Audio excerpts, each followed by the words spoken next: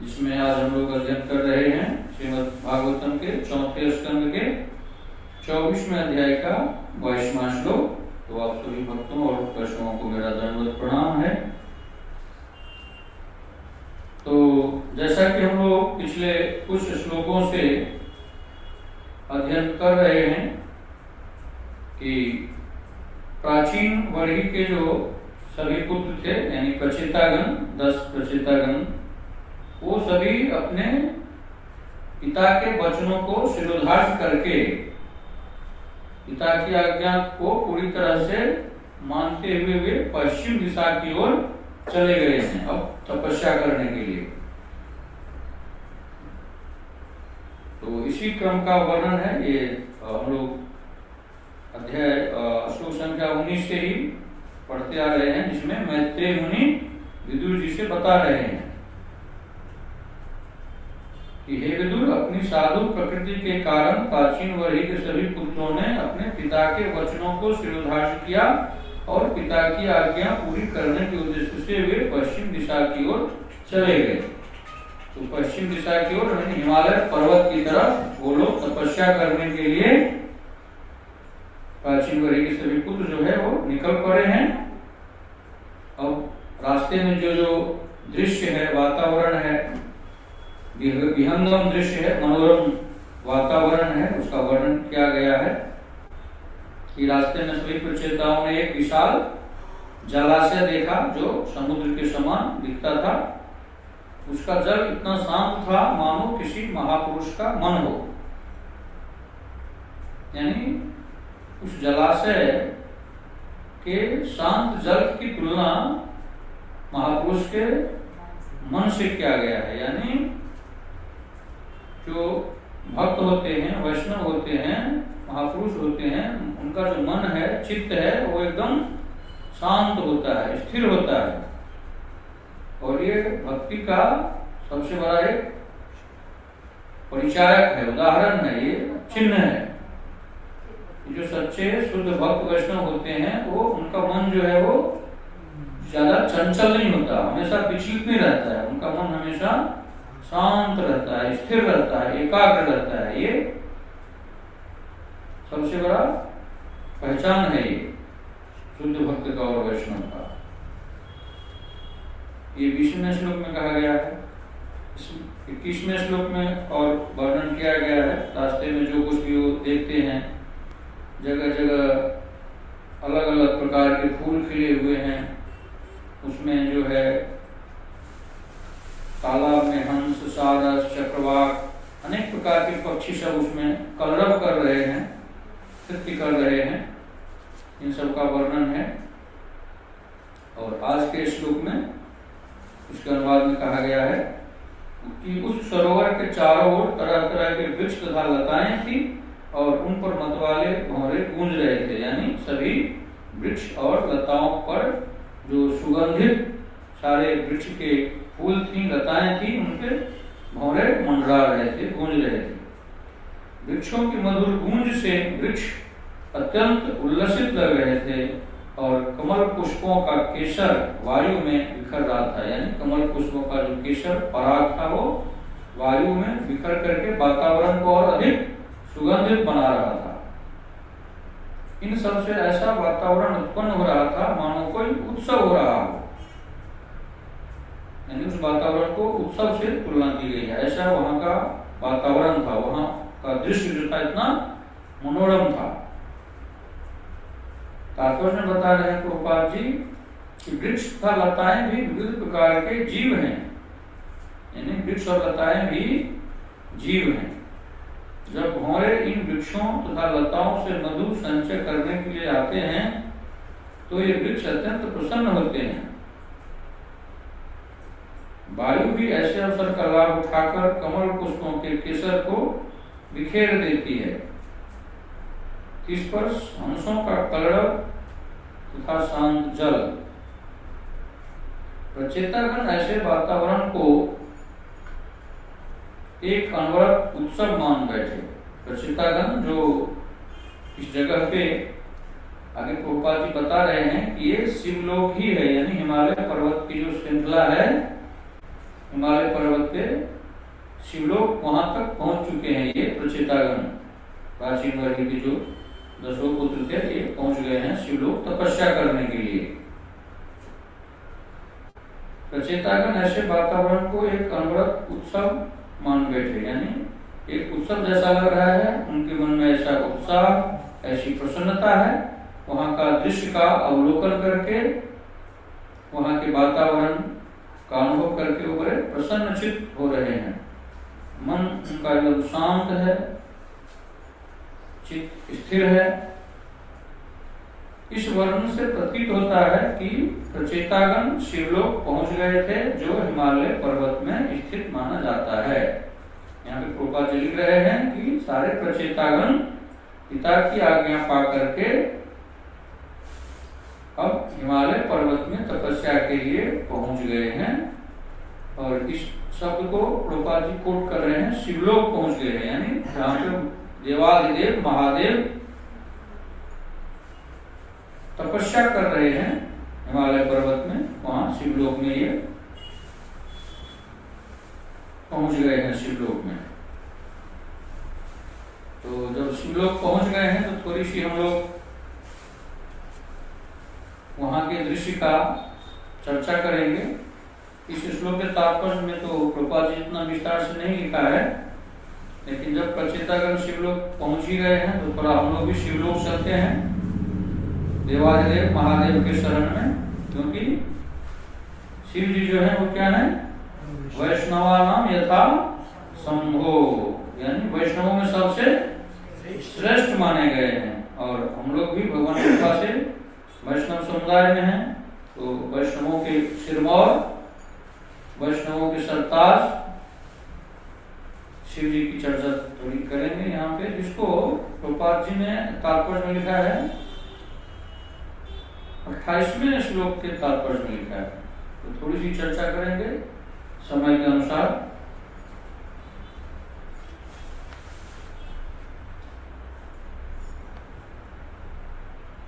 प्रभुपाद जी बता रहे हैं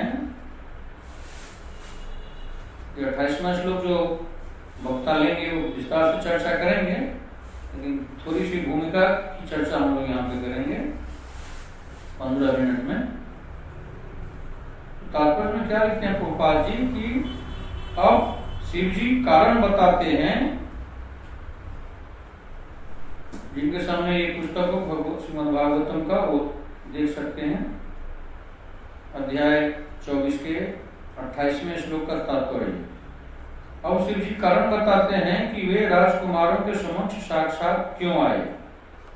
मतलब जब प्रचेतागण शिव जी के तपस्स्थली हिमालय की पर्वत में पहुंच चुके हैं, तब इतने भगवान शिव जी प्रसन्न हुए, इतने वो आनंदित हुए कि प्राचीन वर्ग के 10 पुत्र प्रचेतागण जो है तपस्या करने के लिए हमारे लोक में आ गए हैं, हमारे तपस्थली में आ गए हैं। तो वो इतने प्रसन्न हुए कि वे सबको दर्शन देने के लिए प्रकट हो गए शिव जी। कारण यह था कि सभी राजकुमार भगवान कृष्ण के भक्त थे। देखिए, क्योंकि शिव जी जो हैं देवाधिदेव महादेव जो है वो क्या है, वैष्णवों के सरताज हैं। वैष्णवा नाम यथा शंभो, वैष्णवों में सबसे सर्वश्रेष्ठ हैं। जैसे ही उन्होंने देखा कि ये भगवान श्री कृष्ण के सब भक्त हैं प्रचेतागण, तो अत्यंत प्रसन्न होकर के उन सबके सामने प्रकट हुए देवाधिदेव महादेव, उनको दर्शन दिए।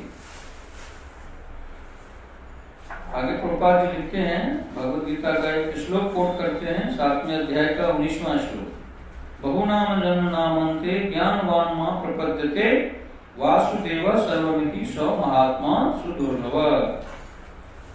यानी अनेक जन्म जन्मांतरों में जो ज्ञानी होता है वह मुझे सब कारणों का कारण जानकर मेरी शरण ग्रहण करता है, ऐसा महापुरुष दुर्लभ होता है।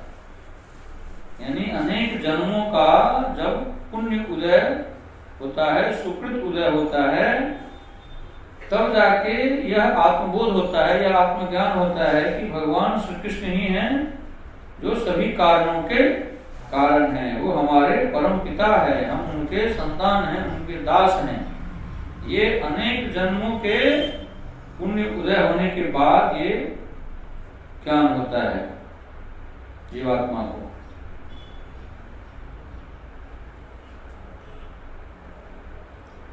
सामान्य पुरुषों को शिव जी बिरले ही दर्शन देते हैं, यानी यहाँ पे लिखते हैं प्रभुपाद जी कि शिव जी सबको दर्शन नहीं देते हैं। किसको देते हैं? इसी प्रकार वासुदेव कृष्ण की शरण में जाने वाले व्यक्ति भी विरले ही हैं।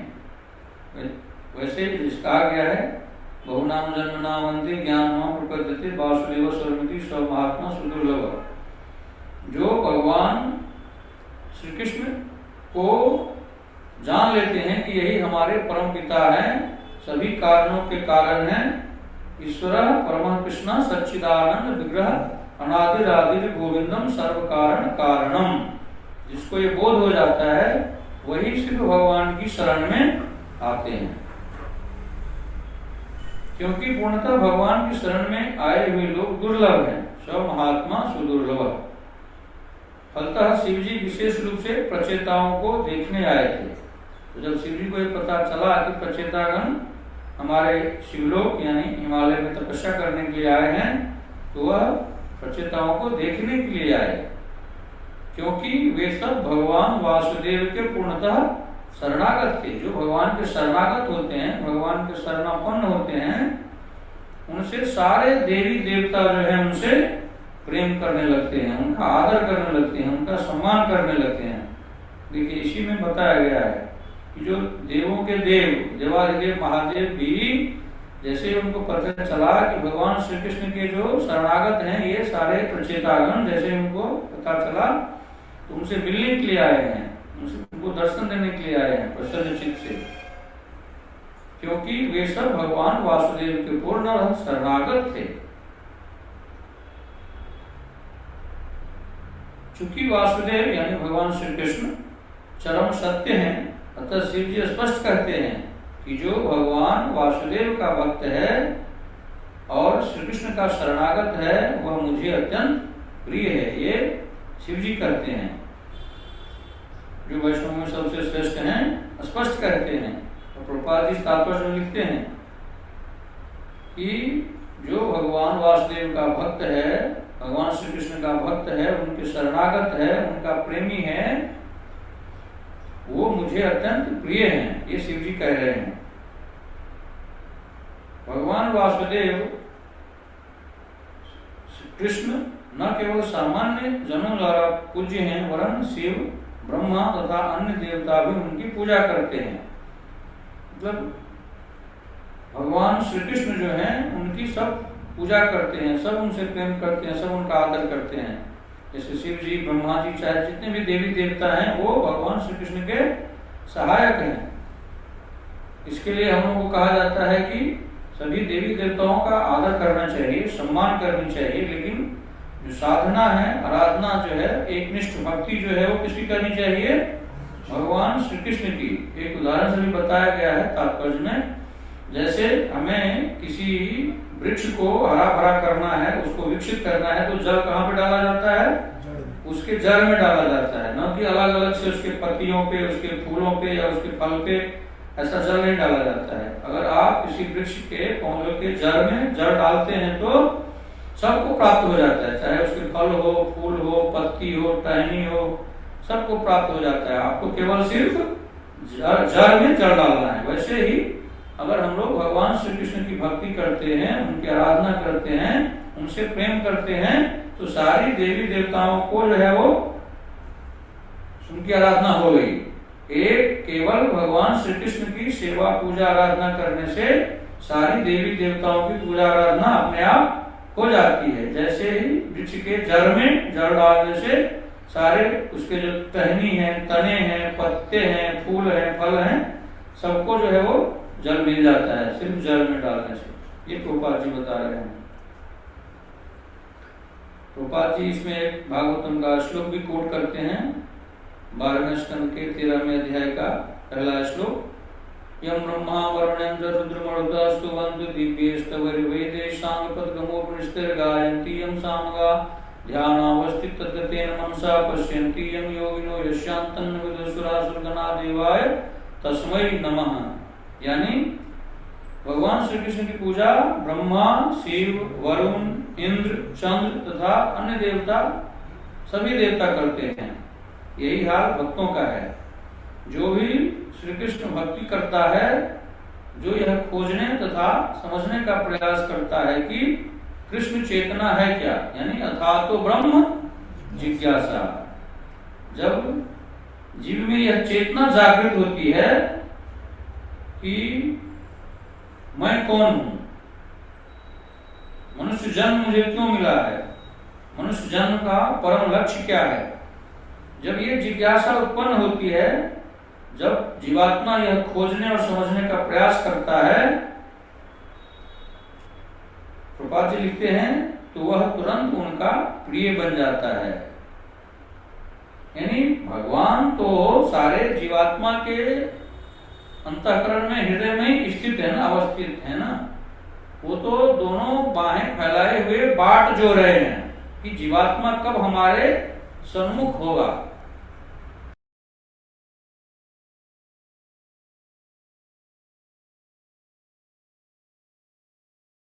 प्रभु जी म्यूट हो गए।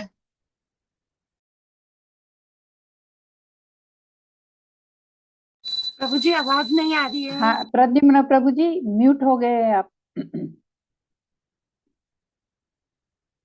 म्यूट हो गया है, बंद हो गया, आवाज बंद हो गई, ऑडियो बंद हो गया।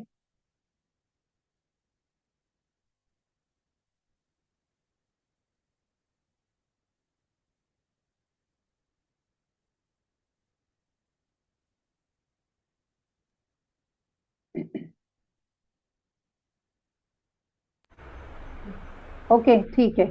अभी आवाज आ रही है माता जी? हाँ जी, हाँ जी, थैंक यू।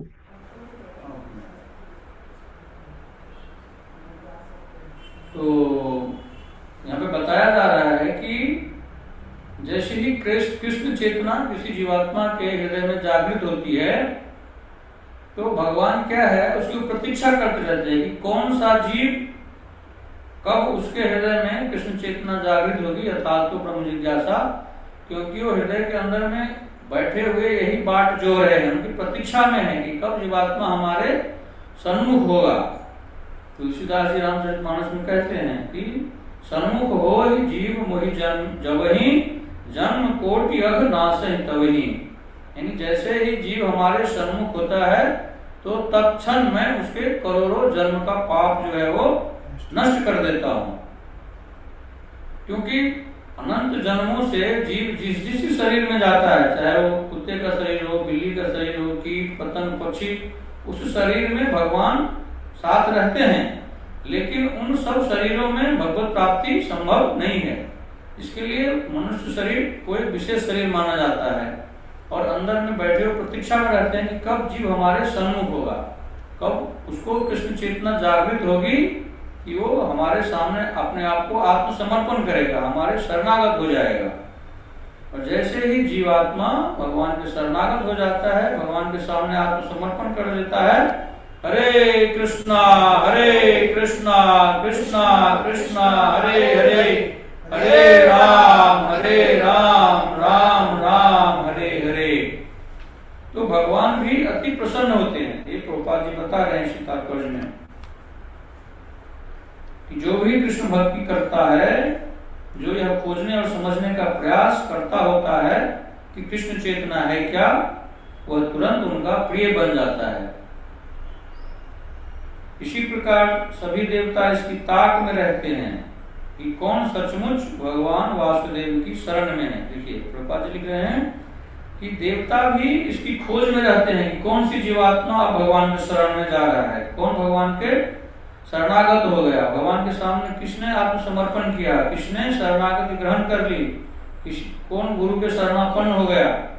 यानी भगवान जो है गुरु के माध्यम से ही अपने शरण में लेते हैं। भगवान खुद गुरु के रूप में जीवात्मा के सामने प्रकट होते हैं और उसको दीक्षा दे करके, उसको अपना करके अपनी शरण में ले लेते हैं जीवात्मा को।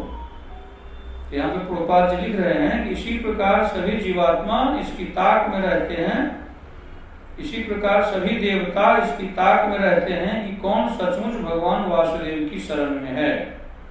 क्योंकि प्रचेता राजकुमार वासुदेव के शरणागत थे। अतः शिव जी इच्छा पूर्वक उनसे भेंट करने आए। यानी प्रभुपाद जी यहाँ पे बता रहे हैं कि जैसे शिव जी ने ये देखा कि भगवान के कुछ शरणागत भक्त हमारे लोक में आए हैं तपस्या करने के लिए, तो शिव जी इतने प्रसन्न हुए, इतने उत्साहित हुए कि वो तपस्या से उठ करके अपने समाधि से बाहर आकर के सारे पचेतागण को दर्शन देने के लिए गए, उनको उनका स्वागत करने के लिए गए। तो जो वैष्णवों में सर्वश्रेष्ठ हैं, महाभागवत हैं, वो भी कृष्ण के शरणागतों को कितना आदर देते हैं, कितना प्रेम करते हैं, ये प्रभुपाद जी लिख रहे हैं यहाँ पे। चूंकि प्रचेता राजकुमार वासुदेव के शरणागत थे, अतः शिव जी इच्छा पूर्वक उनसे भेंट करने गए। तो स्वेच्छा से शिव जी जो है अपने समाधि से बाहर आकर के अपनी तपस्या को छोड़ करके भगवान श्री कृष्ण के शरणागतों को, उनके भक्तों को, उनको प्रेमियों को दर्शन देने के लिए आए हैं, उनसे भेंट करने के लिए आए हैं। तो एक बार जब कोई जीवात्मा भगवान के शरणागत हो जाता है, उनके शरणापन्न हो जाता है, तब जितने भी लोग हैं, ब्रह्मांड हैं, जैसे कि हम लोगों ने पिछले अध्यायों में अध्ययन किया है, सुना है कि जब महाराजा पृथु और उनकी पत्नी अर्ची महारानी जब इस धराधाम से गोलोक गमन कर रहे थे, गोलोक धाम वापस लौट रहे थे, तो रास्ते में जितने भी लोग आए, जैसे स्वर्गलोक, ब्रह्मलोक, जनलोक, तपोलोक, जितने भी लोग रास्ते में आए, तो उस लोक के जितने भी देवी देवता निवासी गण थे, सब उनके स्वागत करने के लिए पुष्प वर्षा कर रहे थे और सब उनके भाग्य की सराहना कर रहे थे कि आज देखिए ये इतने बड़े, एक तो खुद पृथु महाराज भगवान के सत्याग्रह अवतार थे, लेकिन कोई भी जीवात्मा भी अगर भगवान की भक्ति करके, भगवान से प्रेम करके, उनके शरणागत होकर के, शरणापन्न होकर के जब गोलोक वृंदावन धाम वापस लौटता है, तो रास्ते के सभी लोगों के देवी देवता उस जीवात्मा का स्वागत करते हैं, पुष्प वर्षा करते हैं उस पे, और उनके भाग्य की कोटि कोटि सराहना करते हैं। उनका दर्शन के लिए सब लोग बाहर आ जाते हैं पुष्प वर्षा करने के लिए। फिर ये जीवात्मा आज भगवान के धाम गोलोक वृंदावन धाम की वापसी कर रहा है, वापस जा रहा है अपने मानव जन्म को सार्थक करके। तो सारी देवी देवता जो हैं इतने प्रसन्न होते हैं, इतने आनंदित होते हैं,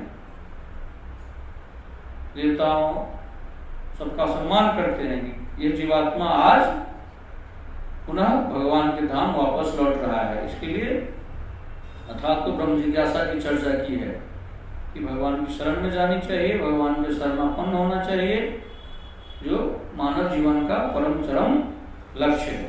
तो इस तात्पर्य में बताते हैं, जिसको हम आगे अध्ययन और करेंगे विस्तार से। तो आज यहाँ की समय सीमा जो है समाप्त हो रही है, तो हम आज इस सत्र को यहीं पे विराम देंगे। किसी का कोई प्रश्न या जिज्ञासा हो